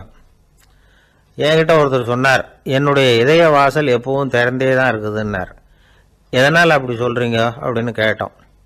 டாக்டரே சொல்லிவிட்டார், என்னுடைய இதயத்தில் ஒரு ஓட்டை இருக்குது அப்படின்னு, வால்வு சரியில்லையா அப்படிங்கிறார். ஒரு ஊரில் ஒரு ராஜா இருந்தார். அந்த ராஜாவுக்கு ஒரு புள்ள. அந்த புள்ளைக்கு விவரமே தெரியாது. அவன் ஒரு முட்டாளுங்கிறது எல்லாருக்கும் தெரியும். ஆனாலும் அவன் தான் அடுத்தபடியாக ஆட்சிக்கு வர வேண்டியவன். ஆட்சி பொறுப்பை ஏற்க வேண்டிய ஒருத்தன் இப்படி இருந்தால் என்ன பண்ணுறது அப்படிங்கிறது எல்லாருக்கும் உள்ள கவலை. மன்னர் அமைச்சர்களை கூட்டினார், ஆலோசனை கேட்டார் என்ன பண்ணலாம்னு. இவனை இன்னொரு நாட்டு பல்கலைக்கழகத்துக்கு அனுப்பி பார்க்கலாம், அங்கே போய் படிச்சுட்டு வரட்டும், நிறைய படிச்சுட்டு நல்ல ஞானத்தோடு திரும்பி வரட்டும், அதுக்கப்புறம் பார்த்துக்கலாம் அப்படிங்கிறது அவங்க சொன்ன ஆலோசனை. மன்னருக்கும் அது சரின்னு தோணுச்சு. மகனை வெளி தேசத்துக்கு அனுப்பி வச்சார். இவனும் போனான், ஒரு பல்கலைக்கழகத்தில் சேர்ந்தான், நிறைய படித்தான். அதுக்கப்புறம் தந்தைக்கு ஒரு கடிதம் எழுதினான். தந்தையே, நான் நிறைய படிச்சுட்டேன், இனிமேல் நாடு திரும்பலாம்னு நினைக்கிறேன் அப்படின்னு எழுதினான். மன்னருக்கு ரொம்ப மகிழ்ச்சி. அதாவது புள்ள படிச்சுட்டான் அப்படிங்கிற ஆனந்தம். உடனே பையன் திரும்பி வர்றதுக்கு ஏற்பாடு பண்ணார். இளவரசன் நாடு திரும்பினான். அதை கொண்டாடுறதுக்காக அரண்மனையில் ஒரு பெரிய விருந்துக்கு ஏற்பாடு பண்ணியிருந்தாங்க. முக்கியமானவங்கள்லாம் அதில் கலந்துக்கிட்டாங்க. அந்த விருந்துக்கு முனிவர் ஒருத்தரும் வந்திருந்தார். அவர் இளவரசன் கிட்ட போய் உட்காந்து விசாரிக்கிறார். என்னப்பா, எப்படி படிச்சிருக்கிற அப்படின்னு கேட்டார். நிறைய படிச்சுட்டு வந்திருக்கிறேங்க அப்படின்னா அவன். என்னெல்லாம் படித்த அப்படின்னாரான். எல்லாத்தையும் விவரமாக சொல்லியிருக்கிறான். அவன் அப்படி சொல்லிட்டு இருக்கும் பொழுதே முனிவர் என்ன பண்ணார், தன்னுடைய மோதிரத்தை கழட்டி உள்ளங்கையில் வச்சு அப்படியே மூடிக்கிட்டாரான். அப்படியே கையை நீட்டி அவன் முன்னாடி காட்டினார். இந்த பாருப்பா, என் கைக்குள்ள என்ன இருக்கு சொல்லு பார்க்கலாம் அப்படின்னாரான். இளவரசன் ஒரு கணம் யோசிச்சான். அதுக்கப்புறம் உங்கள் கைக்குள்ள இருக்கிறது வட்டமான ஒரு பொருள், நடுவில் ஒரு துளை இருக்கும் அப்படின்னு நானான். முனிவர் திகைச்சு போட்டார். பையன் பெரிய அறிவாளி ஆகிட்டான் போல இருக்க அப்படின்னு நினச்சுட்டார். அதுக்கப்புறம் கேட்டார், சரி, என் கையில் இருக்கிறது வட்டமான பொருள், நடுவில் துளை இருக்குங்கிறத சொல்லிவிட்டேன், அதோட பேர் என்ன அதை சொல்லு அப்படின்னாரான். இளவரசன் கொஞ்சம் யோசனை பண்ணியிருக்கான். அப்புறம் சொன்னானா, முனிவரே, நான் படித்த விஞ்ஞானம் உங்களுக்கு பதில் சொல்கிறதுக்கு உதவலை, இருந்தாலும் பதில் சொல்கிறேன், அது ஒரு வண்டி சக்கரம் அப்படின்னானா. இப்போதான் முனிவர் யோசிச்சாராம். அவருக்கு புரிஞ்சுதான், அதாவது முட்டாளை படிக்க வைக்கலாம், ஆனால் சிந்திக்க வைக்க முடியாது அப்படிங்கிறத அவர் புரிஞ்சுக்கிட்டாராம். தகவல் அறிவு ஞானமாகாது அப்படிங்கிறார் ஓஷோ. ஏன்னா தகவல்கள் மாறுதலை ஏற்படுத்துறதில்லை, ஆனால் ஞானம்ங்கிறது மாறுதலால் உண்டாகக்கூடிய ஒன்று. அதுதான் ரெண்டுக்கும் உள்ள வித்தியாசம். மனம் சரியான வழிக்கு வரணும், அதுக்கப்புறம் படிக்கிற கல்வி தான் உண்மையான கல்வி. சரி, மனம் சரியா வர்றதுக்கு என்ன வழி அப்படின்னு கேட்டால், மனிதன் முழு மாறுதலுக்கான வழிமுறை தியானம்தான் அப்படிங்கிறார் அவர். அதனால தான் நிறைய படிச்சிருக்கேன்னு சொல்கிறவன் எல்லாம் ஞானம் உள்ளவன் நினச்சிடக்கூடாது. ஒருத்தர் இன்னொரு பெரிய மனிதரை அழைச்சிட்டு அறிமுகப்படுத்தினாராம். சார் நிறைய படிச்சிருக்கார், 3 MA வாங்கியிருக்கார், ஆனால் ஒரு விஷயம், அப்பப்போ கொஞ்சம் திருடுவார், அவ்வளவுதான், மற்றபடி அவர் ஒரு பெரிய அறிவாளி தான் அப்படின்னாராம். ஒரு ஆள் இருந்தார், விலங்குகள் பேரில் அவருக்கு ரொம்பவும் பிரியம். அதனால் தன்னுடைய வீட்டில் ஒரு நாயை வளர்த்தார். அதே மாதிரி கழுதையையும் வளர்த்தார். அந்த கழுதை அவர் வீட்டு கொல்லை பக்கத்தில் நின்றுக்கிட்டு இருக்கும். ஏதாவது பொதி சுமக்கிற வேலை இருந்ததுன்னா அதை கவனிச்சிக்கும். அந்த நாய் வீட்டுக்குள்ளே இருக்கும். நாய்க்கு அந்த வீட்டில் ராஜ உபசாரம் தான். அதுக்கு அந்த வீட்டில் ஏகப்பட்ட மரியாதை. குளிக்கிறதுக்கு தனியாக சோப்பு, 2 வேளையும் பால், பிஸ்கட்டு, மத்தியானம் சாப்பாடு. அதுக்கு ஏதாவது உடம்பு சரியில்லைன்னா உடனே ஆஸ்பத்திரி வைத்தியம். ரொம்ப கொடுத்து வச்ச நாய். அந்த வீட்டு தலைவர் வெளியில் அப்படியே நடைப்பயிற்சி போனால் கூடவே இதுவும் போகும். அவர் மட்டும் தனியாக எங்கேயாவது வெளியில் போயிட்டு வந்தால் வீட்டுக்கு வந்த உடனே அந்த நாய் அவர்கிட்ட ஓடி வரும். அப்படியே எழும்பி முன்னங்கால் 2ஐயும் அவர் தோள் மேலே போட்டுக்கும். அவர் சிரிச்சுக்கிட்டே அது தலையில் செல்லமாக தட்டுவார். அவர் ஈசி சேரில் சாஞ்சிக்கிட்டு டிவி பார்ப்பார், பேப்பர் படிப்பார். அப்போலாம் அந்த நாய் அவருடைய காலடியில் படுத்துக்கும். அப்போ கூட அவர் அது தலையை செல்லமாக தடவி கொடுப்பார். அந்த நாய் படுக்கிறதுக்குன்னே ஒரு மெத்தை, சில சமயம் அது அங்கே இருக்கிற மேஜை நாற்காலி மேலே கூட ஏறி விளையாடும். சோபாவில் ஏறி உட்காந்துக்கும். இவ்வளவு செல்வாக்காக வளர்ந்தது அந்த நாய். இதையெல்லாம் அந்த கழுதை பார்த்துக்கிட்டே இருக்குது கொல்லை பக்கத்தில் இருந்து. பார்த்துட்டு அது யோசிக்க ஆரம்பிச்சுதான், என்ன இது, இந்த வீட்டில் நாம தான் கழுதையாக உழைக்கிறோம், பொதி சுமக்கிறோம், நமக்கு ஒரு நல்ல சாப்பாடு கிடையாது, படுக்கை கிடையாது, ஒரு நாளாவது நம்ம தலையையோ முதுகையோ தடவி கொடுத்தது கிடையாது. ஆனால் அந்த நாய் இந்த வீட்டுக்காக ஒரு துரும்ப கூட அசைச்சது இல்லை. அதை போய் இந்த வீட்டில் உள்ளவங்க இப்படி தலையில் வச்சு தாங்குறாங்களே அப்படின்னு யோசிச்சுதான் அந்த கழுதை. ரொம்ப நேரம் யோசிச்சுவிட்டு அதுக்கப்புறம் ஒரு முடிவுக்கு வந்திருக்குது. சரி, இனிமேல் நாமளும் அந்த நாய் மாதிரியே நடந்து பார்ப்போம், அது மாதிரியே பிஹேவ் பண்ணுவோம், அப்போவாவது நமக்கும் அந்த மரியாதை கிடைக்குதா பார்க்கலாம் அப்படின்னு ஒரு திட்டம் போட்டுது மனசுக்குள்ள. உடனே அந்த திட்டத்தை செயல்படுத்தவும் ஆரம்பிச்சுது. அதாவது அந்த வீட்டில் அந்த நாய் என்னென்ன செய்யுதோ அதையெல்லாம் இதுவும் செய்ய ஆரம்பிச்சுட்டுது. அந்த வீட்டு எஜமான் எங்கேயோ வெளியில் சுற்றிவிட்டு ரொம்ப அசந்து போய் வீட்டுக்கு திரும்பி வந்துகிட்டு இருந்தான். உடனே இந்த கழுதை என்ன பண்ணுச்சு தெரியுமா, அவங்ககிட்ட ஓடி போச்சு. ஓடி போய் அந்த நாய் என்ன பண்ணுமோ அது மாதிரியே பண்ணிச்சு. அதாவது அந்த ஆள் தோள் மேலே தன்னுடைய முன்னங்கால் ரெண்டையும் தூக்கி போட்டுவிடுது. அந்த ஆள் பயந்து போயிட்டான். அவனுக்கு ஒன்றும் புரியல, இது ஏன் இப்படி பண்ணுதுன்னு கொஞ்சம் ஒதுங்கி நின்னான். இது அவனை சுற்றி சுற்றி வருது, நாய் மாதிரி வாழை ஆட்டிக்கிட்டே சுற்றி சுற்றி வருது கழுதை. அவன் கிடுகிடுன்னு வீட்டுக்குள்ளே ஓடினான். இதுவும் பின்னாடியே ஓடிச்சு. அங்கே போய் நாய் மாதிரியே மேஜை நாற்காலி மேலே ஏறி குதிச்சு விளையாட ஆரம்பிச்சுட்டுது. சோபாவில் ஏறி உட்காருது. மேஜையில் இருந்த சாமான்லாம் கீழே விழுந்து உடையுது. கழுதை மேஜை மேலே ஏறி குதிச்சா என்னத்துக்கு ஆகும்? அந்த ஆள் பார்த்தான், சரி இந்த கழுதைக்கு என்னமோ ஆயிட்டுது அப்படின்னு முடிவு பண்ணான். ஒரு நல்ல கயரா பார்த்து கொண்டான்னா அது கால்லையும் கழுத்துலையும் கட்டினான். தரன்னு இழுத்துட்டு போனான். அடித்து கொல்லை பக்கத்தில் கட்டி போட்டுட்டான். அண்ணா ஆகாரம் எதுவுமே கொடுக்கல, பட்னி போட்டுட்டான். இப்போ அந்த கழுதை யோசனை பண்ணி பார்க்குதான், என்ன இது நம்ம எஜமானுக்கு இன்னைக்கு என்ன ஆயிட்டுது இப்படி? அந்த நாய் பழகிறது மாதிரி தானே நாமளும் பழகணும். ஆனால் இந்த மனுஷன் நாயை அடிக்கலை, ஆனால் நம்மளை அடிக்கிறான். இப்படி கொண்டாந்து கட்டி போட்டானே, என்ன காரணமாக இருக்கும் அப்படின்னு யோசனை பண்ண ஆரம்பிச்சுட்டு தான் அந்த கழுதை. எதுக்கு இந்த கதைன்னா, இது மாதிரியே நாம கூட சில சமயம் யோசிக்கிறது உண்டாம். இயல்புலேருந்து மாறி நடக்க ஆரம்பிச்சிட்டோம்னா பல சமயங்களில் இப்படி யோசிக்கிறது மாதிரி தான் ஆகிடும். அதனால தான் ஒரு மனுஷன் எப்படி நடந்துக்கணுமோ அப்படி நடந்துக்கிட்டாதான் நமக்கு மரியாதை. வெறி நாய் கடிச்சுட்டா மனுஷன் அது மாதிரியே ஆகிடுறான். பார்த்தீங்களா, அவனோட இயல்பு மாறி போடுது. ஒருத்தனை பார்த்து இன்னொருத்தன் கேட்டானா, வெறி நாய் உன்னை கடிச்சுட்டா நீ என்ன பண்ணுவே அப்படின்னு கேட்டிருக்கான். நான் உடனே பேப்பரும் பேனாவும் கேட்பேன் நானா இவன். ஏன் உயில் எழுதுறதுக்கான்னு கேட்டிருக்கான் அவன். இல்லை, நான் யாரையெல்லாம் கடிக்கணும்னு ஒரு லிஸ்ட் தயார் பண்ணணும்ல, அதுக்காக அப்படின்னு நான். ஒருத்தர் தனியா ஒரு இடத்துல கண்ணை மூடிக்கிட்டே உட்காந்துருக்கிறார். தூங்கிட்டு இருக்கிறாரா, தியானம் பண்ணிட்டு இருக்கிறாரா, எப்படி கண்டுபிடிக்கிறது? நமக்கு தெரிஞ்ச வரைக்கும் தூக்கம்னா தலை அடிக்கடி சாயும், அப்புறம் நிமிரும். தியானம்னா ஆடாம அசையாம அப்படியே இருக்கும். இதுதான் நமக்கு தெரிஞ்ச வித்தியாசம். ஆனா தூக்கத்துக்கும் தியானத்துக்கும் நிறைய வித்தியாசம் உண்டு. ஒரு முட்டாள் தூங்க போனால் முட்டாளாகவே திரும்பி வருகிறான். அதே முட்டாள் தியானம் பண்ண போனால் அவன் ஞானியாக திரும்பி வருகிறான். இப்படி எல்லாம் பெரியவங்க சொல்லி வச்சிருக்கிறாங்க. அது இருக்கட்டும், ஞானிகளுக்கும் நமக்கும் என்ன வித்தியாசம்? இப்ப நாம அழகா ஒரு ரோஜா பூவை பாக்குறோம். ஆஹா எவ்வளவு அழகா இருக்குது அப்படின்னு ஆச்சரியப்படுறோம். ஒரு ஞானி அந்த ரோஜா பூவை பாக்குறார். அவரும் நினைக்கிறார், ஆஹா இது எவ்வளவு அழகா இருக்குது அப்படின்னு. உலக பொருள்களை நாம எப்படி ஐம்புலன்கள் மூலமா உணர்றோமோ அப்படித்தான் அவங்களும் உணர்றாங்க. அதுல ஒன்னும் வித்தியாசம் இல்ல. அல்வா சாப்பிடுறோம், அது நமக்கு மட்டும்தான் இனிக்கும், ஞானிகளுக்கு எல்லாம் கசக்கும்னு சொல்லுவோம். அப்படி இல்ல, அதுல வித்தியாசம் இல்ல. அப்புறம் ஞானிகளுக்கும் நமக்கும் என்னதான் வித்தியாசம்? அந்த வேறுபாடு எந்த கட்டத்துல ஆரம்பமாகுது அதை இப்ப பாப்போம். இப்ப மறுபடியும் அந்த ரோஜா பூ கிட்ட போவோம். ஞானி அதை பாக்குறார். ஆஹா எவ்வளவு அழகா இருக்குன்னு நினைக்கிறார். அதுக்கப்புறம் அதையே நினைக்கிறது இல்ல, வேற வேலையை பார்க்க போடுவார். அல்லது இயற்கையின் ஆற்றலை பத்தி நினைக்க ஆரம்பிச்சிருவார். அவ்வளவுதான். ஆனா நாம அப்படி செய்ய மாட்டோம். நாம என்ன செய்வோம் தெரியுமா? முதல்ல அந்த ரோஜா பூவை பார்ப்போம். ஆஹா எவ்வளவு அழகா இருக்குது இந்த ரோஜா பூன்னு நினைப்போம். அந்த அழகை ரசிப்போம்.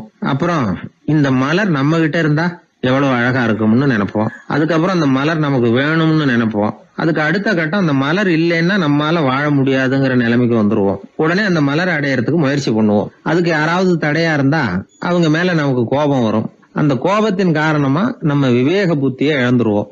யாருகிட்ட எப்படி நடந்துக்கணுங்கிறத மறந்துடுவோம். அதன் காரணமா ஞாபக மறதி ஏற்படும். அதாவது முன்பு விவேக புத்தி மழுங்கி இருந்ததுன்னா அது இப்ப அடியோட இல்லைங்கிற நிலைமை வந்துடும். அதன் காரணமா நம்ம புத்தியை இழந்துருவோம், கடைசியில அழிவோம். இந்த நிலைமை நமக்கு வந்துடக்கூடாதுன்னா அதுக்கு என்ன செய்யணும்? நமக்கு கெடுதல் செய்யக்கூடிய ஆசைகளை ஆரம்பத்திலேயே கிள்ளி எறிஞ்சிடணும். ஒரு விஷயம் என்ன தெரியுமா? எந்த ஆசைக்குமே முதல்ல வலு கிடையாது. அதை பத்தி நாம நினைக்கதான் அதுக்கு வலு உண்டாகுது. இளம் தளிரா இருந்தது இப்ப பெரிய மரமா ஆயிடுது. ஞானிகள் இந்த அளவுக்கு அதை வளர விடுறது இல்ல. அதுதான் நமக்கும் அவங்களுக்கும் உள்ள வித்தியாசம். ஒரு இளைஞன் கையில ஒரு குச்சியை வச்சுக்கிட்டு நடந்து போயிட்டு இருக்கிறான். இன்னொரு வயசானவர் கையில ஒரு குச்சியை வச்சுக்கிட்டு நடந்து போறார். அது அவருக்கு ஊன்றுகோல். அது இல்லைன்னா அவரால் நடக்க முடியாது. அது தவறி கீழே விழுந்தா அவரும் விழுந்துருவார். ஆனா அந்த இளைஞன் அப்படி இல்லை. அவனுடைய கைத்தடியை யாராவது எடுத்துட்டு போனா கூட அவன் கவலைப்பட மாட்டான். அவன் அந்த கைத்தடியை பயன்படுத்துறது மாதிரி தான் ஞானிகள் உலக பொருள்களை பயன்படுத்துறாங்க. ஆனா நம்ம மாதிரி சாதாரண ஆளுங்க அந்த வயசானவர் கைத்தடியை பயன்படுத்தினது மாதிரி உலக பொருள்களை பயன்படுத்துறோம். இதுதான் ஞானிகளுக்கும் நமக்கும் உள்ள வித்தியாசம். ஞானிங்கிறவர் பொருள்களை துறக்க மாட்டார், அதுகள் பேர்ல உள்ள பற்றுதலை தான் துறப்பார். எனக்கு தெரிஞ்ச ஞானி ஒருத்தர் இருக்கிறார். அவர் சொன்னார், 1988 ஜூன் மாதம் 1 தேதியை என்னால மறக்க முடியாதுன்னார். ஏன்னு கேட்டேன். அதுதான் எனக்கு ஞானம் வந்த நாள்னார். அப்படியா?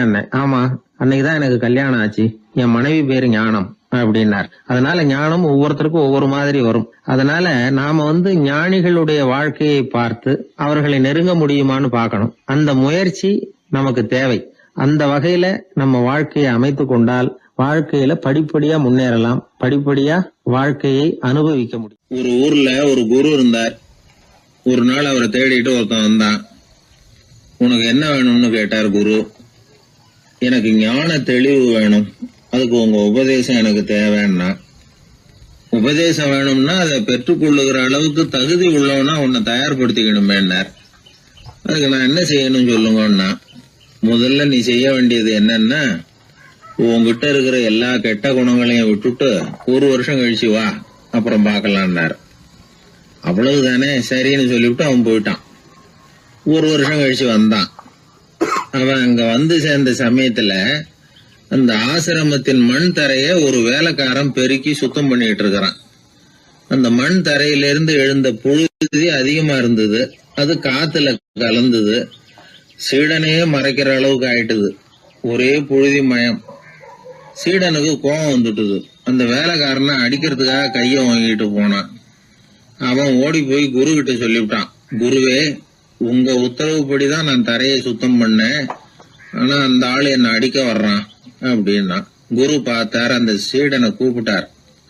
இத பாருப்பா, உன்னுடைய எண்ணங்கள்ல பாம்பு புகுந்துட்டுது, அதையெல்லாம் விரட்டி அடிச்சு விட்டு 1 வருஷம் கழிச்சு வா, அதுக்கப்புறம் பார்க்கலான்னுட்டார்.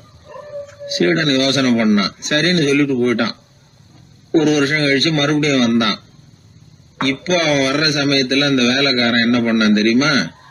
குரு கட்டளைப்படி தரையை பெருக்கினான். அப்புறம் அந்த புழுதியை எடுத்து வேணும்னே அந்த சீடன் மேல தூவனான்.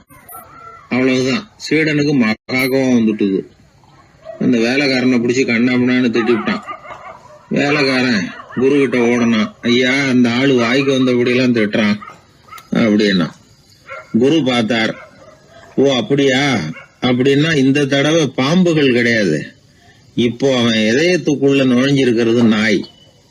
அதை விரட்டி அடிச்சு விட்டு இன்னும் ஒரு 1 வருஷம் கழிச்சு அவனை வர சொல், அப்புறம் பார்க்கலாம் அப்படின்னு சொல்லி அனுப்பி வச்சுட்டார். சீடன் திரும்பி போயிட்டான். 1 வருஷம் கழிச்சு மறுபடியும் வந்தான். இப்போ அவன் வர்றப்போ என்ன செய்யணுங்கிறத அந்த வேலைக்காரங்கிட்ட குரு ஏற்கனவே சொல்லி வச்சிருக்கிறார். அது பிரகாரமே அவன் பண்ணனான். அவன் என்ன செஞ்சான் தெரியுமா? கூட்டி பெருக்கணும் புழுதியை எல்லாம் ஒரு வாளி தண்ணியில போட்டு நல்லா கலக்கி அந்த சீடன் தலையில ஊத்தினான். இவ்வளவு செஞ்சும் இந்த தடவை அவனுக்கு கோபமே வரல. அதுக்கு பதிலா அவனை பார்த்து நன்றின்னா. எதுக்கு நன்றி தெரியுமா? எதையும் சகிச்சுக்கிட்டு அமைதியா இருக்கும் குணத்தை கற்றுக்கொள்வதற்கு உதவியா இருந்ததுக்காக அந்த வேலைக்காரனுக்கு நன்றி. இத கேள்விப்பட்ட உடனே அந்த குரு ஓடி வந்தார். இவனை கட்டி பிடிச்சுக்கிட்டார். இனிமே நான் உனக்கு உபதேசம் பண்ணலாம், அதுக்கான தகுதி உனக்கு வந்துட்டுதுன்னார். இதுல இருந்து என்ன தெரியுது? ஒருத்தர்கிட்ட உபதேசம் வாங்கணும்னா கூட அதுக்குன்னு ஒரு தகுதி நமக்கு தேவைப்படுது. சகிப்புத்தன்மை ஒவ்வொரு மனிதனுக்கும் தேவைதான். இந்த காலத்துல ஒரு குரு, அவரை தேடி ஒருத்தன் வந்தான். குரு அவனை நிமிர்ந்து பார்த்துட்டு சொன்னார், நீ முதல்ல சகிப்புத்தன்மையை வளர்த்துக்கிட்டு அதுக்கப்புறம் என்கிட்ட வாடினார். இவன் அவரை நிமிர்ந்து பார்த்துட்டு சொன்னான், குருவே, நான் உங்ககிட்ட வந்திருக்கிறதே சகிப்புத்தன்மையை வளர்த்துக்கிறதுக்காகத்தானே அப்படின்னு. ஒரு ஊர்ல ஒரு ராஜா இருந்தார். அவர் ஒரு நாள் காலையில அரண்மனையில மேல் மாடத்துல வந்து நின்றுகிட்டு இருந்தார். அப்போ ஒரு ஆள் வீதியில ரொம்ப வேகமா ஓடிக்கிட்டு இருக்கான். அதை ராஜா கவனிச்சார். அவன் மனசுல ஏதோ ஒரு தவிப்பு இருக்குங்கிறத புரிஞ்சுக்கிட்டார். உடனே அரண்மனை சேவகர்களை கூப்பிட்டார். அந்த ஆளை இங்கே அழைச்சிட்டு வாங்க அப்படின்னார். இவங்க ஓடி போய் அந்த ஆளை அழைச்சிட்டு வந்தாங்க. மன்னர் முன்னாடி நிறுத்தினாங்க. மன்னர் அவனை நிமிர்ந்து பார்த்தார். எதுக்காக இவ்வளவு வேகமாக ஓடிக்கிட்டு இருக்கிற அப்படின்னு கேட்டார். இதுக்கு அவன் சொன்னான், மன்னா, நம்ம கோட்டையின் வடக்கு வாசல் இருக்கு இல்லையா, அது ஓரமாக ஒரு பெரிய பாறாங்கல் கிடக்கு. அதுக்கு அடியில் நான் ஒரே ஒரு வெள்ளி நாணயத்தை புதைச்சி வச்சிருக்கேன். அது இப்போ எனக்கு தேவைப்படுது. என்னுடைய மனைவிக்கு ஒரு பரிசு வாங்கி கொடுக்க வேண்டியிருக்கு. அதுக்காக தான் அவசரமாக ஓடிக்கிட்டு இருக்கிறேன் அப்படின்னா. மன்னர் யோசனை பண்ணார். அப்புறம் சொன்னார், அதுக்காகவா இப்படி ஓடுற? பரவாயில்ல, அதை பற்றி கவலைப்படாத. நான் உனக்கு 10 வெள்ளி காசுகள் தர்றேன், வாங்கிட்டு திரும்பி போ அப்படின்னார். இவன் தலையை சொரிஞ்சான். மன்னா, நீங்கள் கொடுக்கறத ரொம்பவும் மகிழ்ச்சியோடு வாங்கிக்கிறேன். இருந்தாலும் அதுக்கப்புறம் அந்த வடக்கு வாசலுக்கு போய் அங்கே இருக்கிற ஒரு நாணயத்தையும் எடுத்துக்கிட்டு போயிடுறேனே அப்படின்னானா. இதை பாருப்பா, அந்த ஒரு நாணயத்தை மறந்துடு, உனக்கு 100 வெள்ளி நாணயங்கள் தரேன்னு இருக்கார். மன்னா, ரொம்ப மகிழ்ச்சி. உங்கள் மாதிரி தாராள குணம் வேற யாருக்கும் வராது. நீங்கள் கொடுக்குற 100 நாணயங்களையும் வாங்கிக்கிறேன். இருந்தாலும் வடக்கு வாசலுக்கு போய் அதையும் எடுத்துக்கிட்டா 101 ஆயிடுமே அப்படின்னானா. இதை பாருப்பா, அந்த ஒரு நாணயத்தை மறந்துடு, அது எக்கேடாவது கெட்டு போகட்டும். நான் உனக்கு 100 பொற்காசுகள் தரேன், அதையாவது வாங்கிட்டு வந்த வழியிலேயே திரும்பி போடுன்னாரான். தங்க நாணயங்களே தரேன்னு சொல்கிறீங்க, தாராளமாக வாங்கிக்கிறேன். இருந்தாலும் வடக்கு வாசலுக்கு போய் அப்படின்னு மறுபடியும் ஆரம்பித்தான். அரசர் பொறுமை இழந்துட்டார். கடைசியாக ஒரு முடிவுக்கு வந்துட்டார். இதை பாருப்பா, உனக்கு என்னுடைய ராஜ்யத்திலேயே பாதியை கொடுத்துட்றேன், அப்படியாவது திருப்தியாக திரும்பி போ அப்படின்னாரான். மன்னா, உங்களுடைய பெருந்தன்மைக்கு ஈடு இணையே கிடையாது. தேசத்திலேயே பாதி பிரித்து கொடுக்குறேன்னு சொல்கிறீங்க, அதனால் உங்ககிட்ட ஒரு சின்ன வேண்டுகோள் அப்படின்னானா. சொல்லுன்னாரான் மன்னர் ஆர்வமா. இவன் மெதுவாக ஆரம்பித்தான். அப்படி இந்த ராஜ்யத்தை 2ஆக பிரிக்கிறப்போ அந்த வடக்கு வாசல் இருக்கிற பக்கத்தை என்கிட்டயே கொடுத்துருங்கோ அப்படின்னானா. மன்னர் அசந்து போயிட்டார். இந்த கதை எதுக்காகன்னு கேட்டால், மனம்ங்கிறது ஒரு குரங்குங்கிறத புரிஞ்சுக்கிறதுக்காகத்தான். உன்னை பிடிச்சிக்கிட்டா லேசில் விடாது. அப்படிப்பட்ட மனசை அறிவு தான் வழி நடத்தணும். அதில் தான் வாழ்க்கையின் வெற்றி அடங்கியிருக்குது. ஒரு சின்ன பையன் தெருவில் அழுதுகிட்டு இருந்தான். ஏன்பா அழுவுறேன்னு ஒரு பெரியவர் கேட்டார். 1 ரூபா காசை இங்கே தொலைச்சுட்டேன் அப்படின்னா. சரி, அதுக்காக அழாத, அதுக்கு பதிலாக 10 ரூபா தரேன், இந்தா வச்சுக்கோன்னு கொடுத்தாரு. அந்த 10 ரூபாயை வாங்கி சட்டப்பையில் போட்டுக்கிட்டு அதை விட அதிகமாக சத்தம் போட்டு அழ ஆரம்பிச்சுட்டான். மறுபடியும் ஏன்டா அழறேன்னு கேட்டார் பெரியவர். அந்த 1 ரூபாயும் கிடைச்சிட்டுதுன்னா இப்போ என்கிட்ட 11 ரூபா இருக்குமே, இப்போ 10 ரூபா தானே இருக்குது அப்படின்னு சொல்லிவிட்டு அழறான். ஒரு பெரிய அரசன் இந்த உலகம் பூராவையும் ஆண்டுகிட்டு இருந்தான். ரொம்ப காலம் அப்படி அரசாட்சி பண்ணிக்கிட்டு இருந்தான். திடீர்னு அவனுக்கும் சில எதிரிகள் முளைச்சாங்க. அவங்கெல்லாம் ஒன்று சேர்ந்து இவனை தோற்கடிச்சுட்டாங்க. தோற்று போனதும் இவனுக்கு பயம் வந்துட்டுது, எங்கே எதிரிகள் நம்ம கொண்டுடுவாங்களோ அப்படின்னு. வெளியில் வந்தால் தனக்கு ஆபத்துன்னு பயந்துக்கிட்டு யாருக்கும் தெரியாமல் ஒரு குகைக்குள்ளே போய் பதுங்கி கிடக்கிறான். நிலைமையை பாருங்கள். முதல் நாள் அரண்மனையில் அதிகாரம் பண்ணிக்கிட்டு இருந்தவன் மறுநாள் குகையில் பயந்து போய் பதுங்கி கிடக்கிறான். ராத்திரி நேரம் வந்தது, பசி வயத்தை கிள்ளுது, பிச்சை எடுத்து சாப்பிட வேண்டிய நிலைமை. பிச்சை எடுக்கிறதுக்கு பாத்திரம் வேணுமே, என்ன பண்ணுறது அப்படின்னு அங்கேயும் இங்கேயும் பார்க்குறான். ஒரு மூலையில் யாரோ விட்டுட்டு போன ஒரு ஓடு கிடக்குது. அதை எடுத்துக்கிட்டு புறப்பட்டான். இருட்டில் வழி புரியல. ஏதோ ஒரு யூகத்தில் காலை மெதுவாக எடுத்து வச்சு நடந்து போயிட்டுருக்கிறான். வழியில் ஒரு கருப்பு நாய் படுத்து கிடந்தது. இருட்டில் அவன் இது கண்ணுக்கு சரியாக தெரியல. அவனுக்கு தவறி போய் காலை வச்சுட்டான். அது மேலே நாய் சும்மா இருக்குமா, வள்ளுன்னு விழுந்து கடிச்சு விட்டுது. காலை பார்க்குறான், காலத்தையும் நினச்சி பார்க்குறான். அரண்மனையில் வீரக்கழல் அணிந்த காலை உடைய மன்னா அப்படின்னு புகழ்வாங்களே புலவர்கள்லாம். ஆனால் அது இன்றைக்கி நாய் கடித்த காலம் ஆகிட்டுதே அப்படின்னு நினைக்கிறான். அது மட்டும் இல்லை, முன்னாடியெல்லாம் பொற்கிண்ணங்களில் தான் அவன் சாப்பிடுவான். ஆனால் இப்போது உடஞ்சி போன ஓட்டு, அது ஓட்டை கையில் வச்சுக்கிட்டு நிற்கிறான். அதில் யாராவது சாப்பாடு போடுவாங்களான்னு. முன்னாடியெல்லாம் நிறைய பேர் அரண்மனைக்கு வருவாங்க. அரசருக்கு காணிக்கைன்னு சொல்லி இவன் காலடியில் கொண்டாந்து கொட்டுவாங்க. அப்போல்லாம் இவன் அந்த ஜனங்களுடைய முகத்தை திரும்பி கூட பார்க்கறதில்ல. ரொம்ப கர்வமாக உட்காந்துருப்பான். அதே ஆள் இன்றைக்கி எல்லார் கண்ணுலேயும் படுறது மாதிரி பிச்சை எடுத்துக்கிட்டு இருக்கிறான். அப்போலாம் காணிக்கைகளை தன்னுடைய கையால் வாங்கிறது தனக்கு கௌரவ குறைச்சல்னு நினச்சி தன்னுடைய வேலைக்காரங்களை விட்டு தான் அதை வாங்க சொல்லுவான். இப்போ பார்த்தீங்கன்னா அவனே தன் கையாலேயே பிச்சை வாங்குறான். நினச்சி பாருங்கள், அந்த மனுஷன் முதல் நாள் அரசன், மறுநாள் பிச்சைக்காரன். எவ்வளோ வித்தியாசம்! செல்வம் தான் இப்படி ஒரு வித்தியாசம் ஏற்படுறதுக்கு காரணம். அப்படிப்பட்ட செல்வம் வாழ்க்கையை நடத்துறதுக்கு நமக்கு தேவை தான். ஆனால் அதையே நாம் அடைய வேண்டிய பயனாக நினைக்கிறோம் பாருங்க, அதுதான் வேடிக்கை. இதை நம்மாழ்வார் அழகாக ஒரு பாசுரத்தில் சொல்கிறார். ஒரு நாயகமாய் ஓட உலகுடன் ஆண்டவர் கருணாய் கவர்ந்த காலர் சிதைகிய பானையர் பெருநாடு காண இம்மையிலே பிச்சைதாம் கொள்வர் திருநாரணன் தாழ் காலம் பெற சிந்தித்து உய்மினோ அப்படிங்கிறார் நம்மாழ்வார். ஒரு பெரிய பணக்காரர் ஒரு துறவிகிட்ட போய், சாமி என்கிட்ட நிறைய பணம் இருக்குது, இருந்தாலும் நிம்மதி இல்லை, என்னால் நிம்மதியாக இருக்க முடியல, என்ன காரணம்னு கேட்டாராம். உடனே அந்த துறவி இதுக்கு நேரடியாக பதில் சொல்லாமல் பக்கத்தில் நின்றுக்கிட்டு இருந்த ஒரு குழந்தைய கூப்பிட்டார். அது ஓடியாந்தது. ஒரு ஆப்பிள் பழத்தை எடுத்து அது கையில் கொடுத்தார். அதை வாங்கிக்கிட்டு குழந்தை சிரிச்சுது. இன்னொரு பழத்தை எடுத்து கொடுத்தார். அதை இன்னொரு கையில் வாங்கிட்டு சிரிச்சுது. மூணாவது ஆப்பிள் எடுத்து கொடுத்தார். 2 பழத்தையும் நெஞ்சில் அணைச்சிக்கிட்டு 3வது பழத்தையும் வாங்கிறதுக்கு முயற்சி பண்ணிச்சு. ஆனால் அது உடனே நழுவி கீழே விழுந்து உருண்டு ஓடிச்சு. ஏற்கனவே இருந்ததும் விழுந்துட்டுது. இப்போ அந்த குழந்தை அழ ஆரம்பிச்சுட்டுது. இப்போ அந்த துறவி பணக்காரர்கிட்ட சொன்னாராம், குழந்தைய கவனிச்சியா, 2 ஆப்பிள் போதும்னு அது நினச்சிருந்தா இப்போ அது அழ வேண்டிய அவசியம் வந்திருக்குமா அப்படின்னாராம். எதுவுமே அளவுக்கு மிஞ்சினா துன்பந்தான். இந்த காலத்தில் இதெல்லாம் யார் காதில் வாங்குறாங்க?